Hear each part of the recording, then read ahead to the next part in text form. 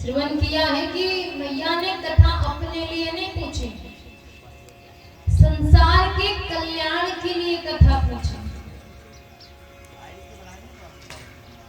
तो जान प्रिया आदरवती की कहा कि अब ये दक्ष की पुत्री सती नहीं है, ये वो पार्वती है, जान प्रिया।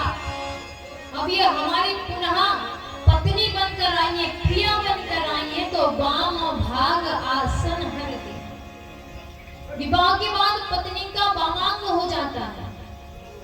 किसी ने भी 7 वचन सुने होंगे, उसमें हर एक वचन में बताया जाता है कि पश्चात ही मैं आपके वामांग में आऊंगी।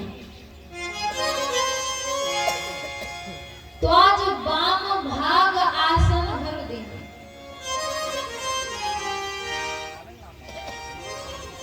तो मैया कथा श्रवण करने के लिए बैठती हैं प्रभु के पास। तो गोस्वामी तुलसीदास जी महाराज कहते हैं कि कथा जो सके लोक हितकारी,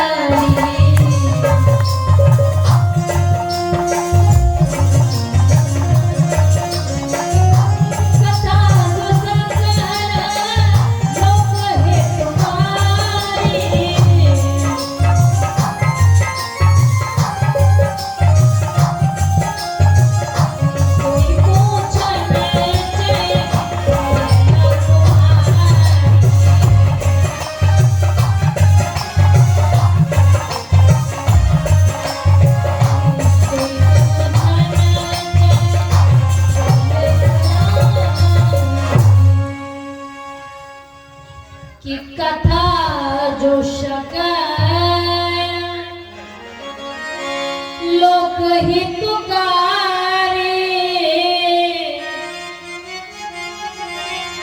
सोई पूछन सैल कुमार।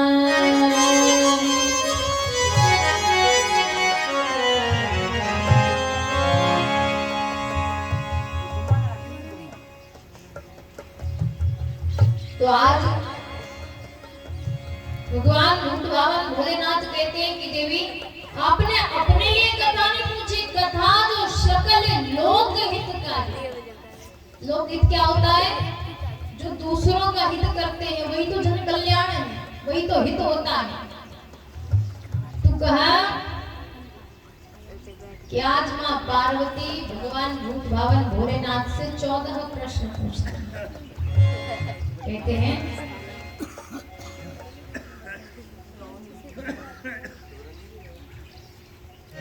पहला प्रश्न किया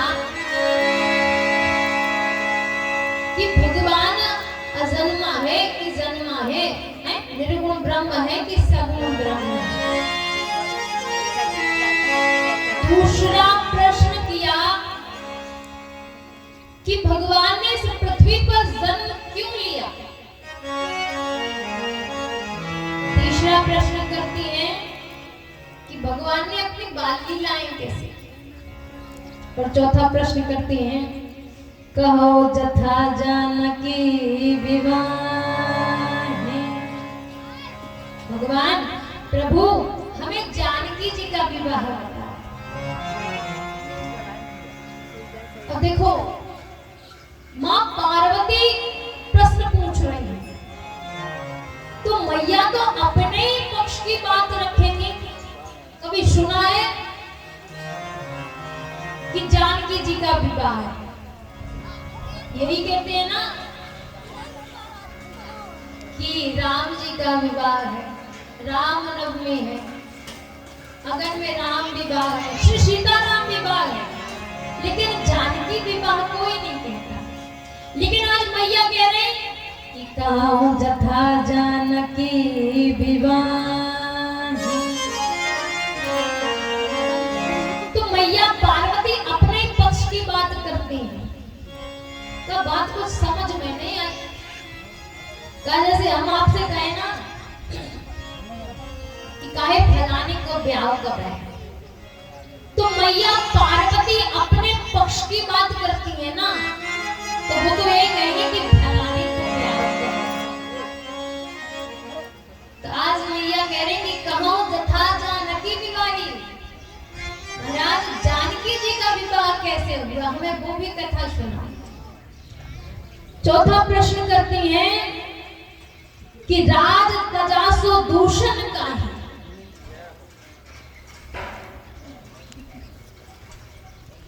प्रभु ने किस कारण राज्य को त्याग दिया? भगवान का वन क्यों हुआ? वन में भगवान ने कौन कौन से चरित्र किए? भगवान ने रावण को कैसे मारा और भगवान का राज्याभिषेक कैसे किया? तत्पश्चात मां पार्वती कहती हैं कि बहुर कीन करुणायतन ओ कीन जो चुरज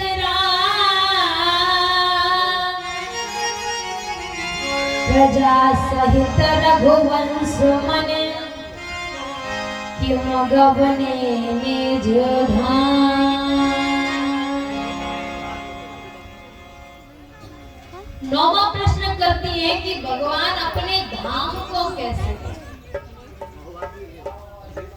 प्रजा सहित रघुवंश मन क्यों गवने निज धाम।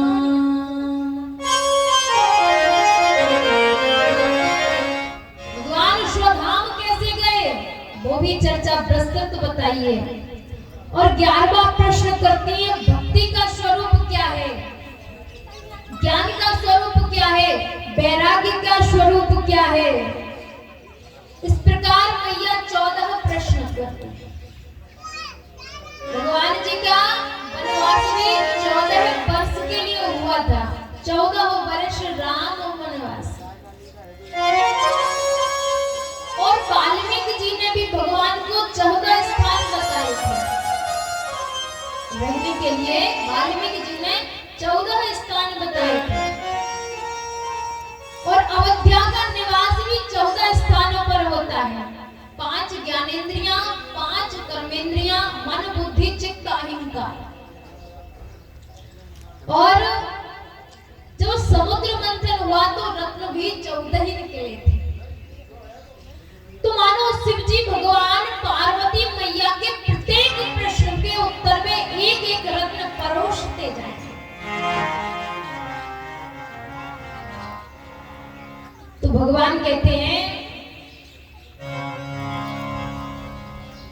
कि जैसे ही मैया ने प्रश्न पूछे तो मगन ध्यान रस दंड जुग पुण्य मन बाहर की।